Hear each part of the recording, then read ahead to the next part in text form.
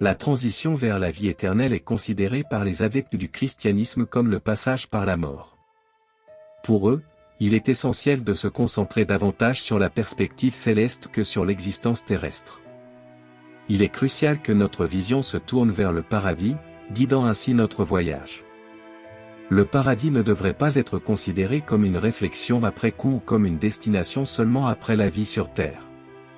La recherche du ciel est encouragée par le passage de Matthieu 6, 19 à 21 de la Bible, où il nous est conseillé de ne pas accumuler de richesses sur terre, sujettes à la décadence, mais plutôt au ciel, où il n'y a ni perte ni décadence. Cela met l'accent sur le lien étroit entre nos cœurs et l'endroit où nous déposons nos trésors. Si nos trésors sont sur terre, nos cœurs seront aussi ici, pas au paradis. Jésus ne met pas tant l'accent sur le matérialisme que sur la dévotion. Il n'exige pas un renoncement total aux biens matériels, mais plutôt que nous mettions notre cœur en priorité. Pour Jésus et Dieu le Père, l'accent principal est mis sur le cœur, là où se trouve le véritable trésor. Le paradis est une réalité tangible. Une fois sur place, nous ferons l'expérience de son caractère concret. Ce n'est pas seulement une notion abstraite, mais quelque chose de concret et de tangible. Cette rencontre nous laissera sans voix alors que nous retrouverons nos proches disparus. Imaginez une femme orpheline qui retrouve ses parents au paradis. Ce sera un endroit merveilleux, où nous recevrons des corps glorifiés, immunisés contre toute forme de détérioration. Là, nous serons libérés de la maladie, du handicap et de la mortalité, dans un environnement imprégné d'amour et de perfection. Au paradis, il n'y aura pas de place pour les sentiments négatifs.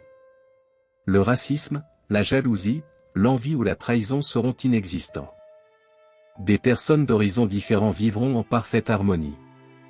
Cependant, il est triste d'être témoin de conflits entre chrétiens d'orientation différentes.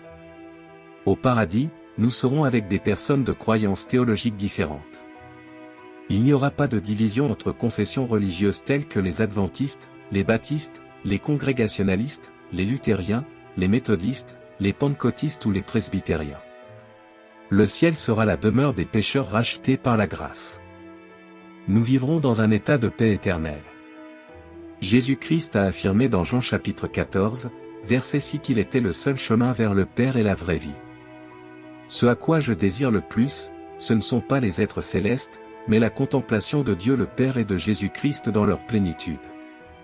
Même si je n'ai jamais vu Jésus physiquement, il est plus réel pour moi que l'air que je respire. J'aspire au moment de contempler Jésus et Dieu le Père dans toute sa gloire. Bien que la Bible enseigne que personne n'a vu Dieu et n'a vécu au ciel avec des corps glorifiés, nous aurons l'occasion de les voir pendant un bref instant. Imaginez le moment où nous observerons le grand Créateur, celui qui est éternel. Le ciel est décrit par Jean dans Apocalypse chapitre 21, versets 18 et 19 comme un lieu majestueux, avec des rues d'or et une ville d'or pure ornée de pierres précieuses.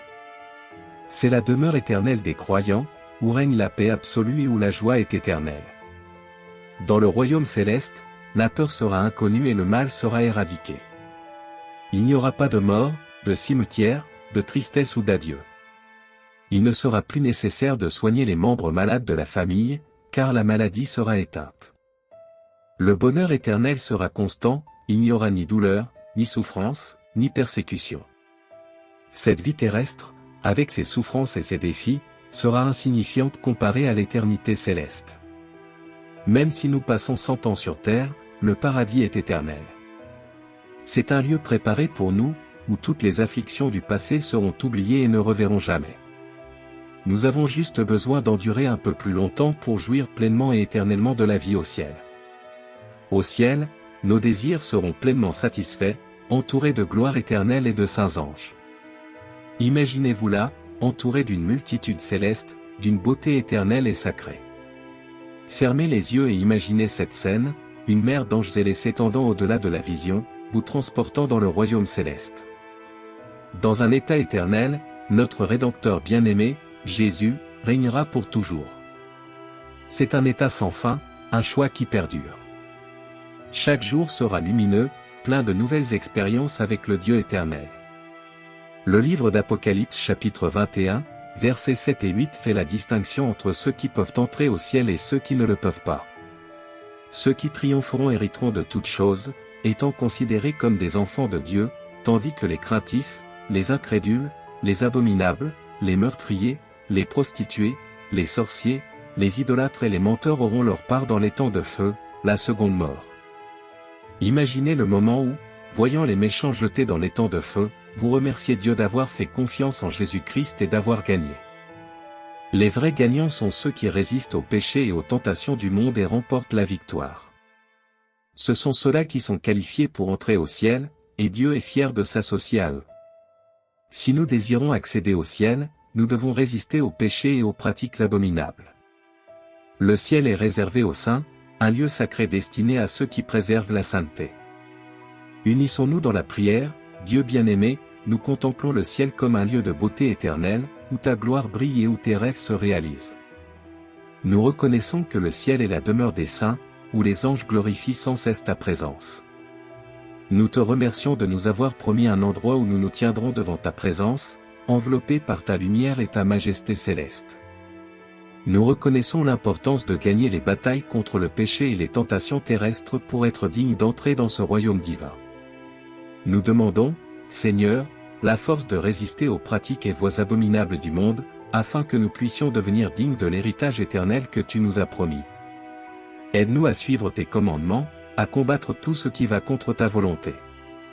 Que nos cœurs soient fortifiés pour remporter la victoire, suivre le chemin de la sainteté et être à tes côtés au ciel. Permets-nous de persévérer dans la foi, d'avoir confiance en Jésus-Christ comme notre Sauveur, vainqueur de toutes choses. Que chaque pas que nous faisons dans ce monde reflète notre recherche de sainteté, nous préparant à l'éternité à tes côtés. Accorde-nous la grâce d'être jugés dignes de recevoir les bénédictions et la gloire de ton royaume céleste. Au nom de Jésus, Amen. Si cette vidéo a apporté des bénédictions dans votre vie, partagez votre réponse avec un « Amen » dans les commentaires. S'il vous plaît, aidez-nous à diffuser ce message édifiant auprès de vos amis et de votre famille. N'oubliez pas de soutenir la chaîne en aimant et en vous abonnant. Que la paix du Seigneur Jésus soit avec tous. Amen.